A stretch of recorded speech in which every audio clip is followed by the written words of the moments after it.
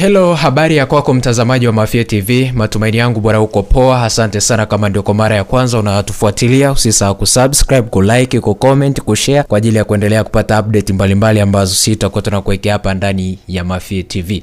Bwana, moja ya taarifa ambayo tunakupenyezea ni kuhusiana na kikosi cha Simba ambacho bwana kinajiandaa na msimu unaokuja na huenda kikafanya mabadiliko makubwa.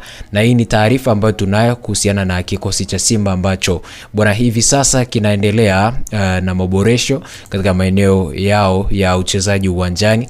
Na leo bwana inasemekana kwamba Simba watakutana na mwalimu Fadlu Davis pamoja na bosi wao kujadili namna ambavyo msimu unaofuata utakavyokuwa. Lakini kuna baadhi ya wachezaji ambao wataondoka ndani ya kikosi cha Simba kwa ajili ya kupisha wachezaji ambao watakuwa wanaingia katika msimu unaofuata 2025-26. Moja ya mchezaji huyo ni Okojefa ambao bwana Simba wapo naye tena katika mpango wa msimu unaofuata, na Simba imesema kama ipo offer ambayo itakuja ndani ya klabu basi watamuuza. Ni kwamba klabu ya Simba itamuuza kiungo wake Agustino Okojefa mwenye umri wa miaka 21 kama itapata offer, na Justin Okojefa sio mpango wa Simba kuelekea msimu ujao, na bwana mchezaji huyu ameshaanza kupewa mkono wa kwaheri. Lakini mkono wa kwaheri unapewa kwa ofa nono ambayo itakuja mezani ili kumwachia mchezaji huyu aondoke ndani ya kikosi cha Simba Sport Club na kwenda kusakata kabumbu nje ya mipaka ya Tanzania. Na amekuwa na msimu ambao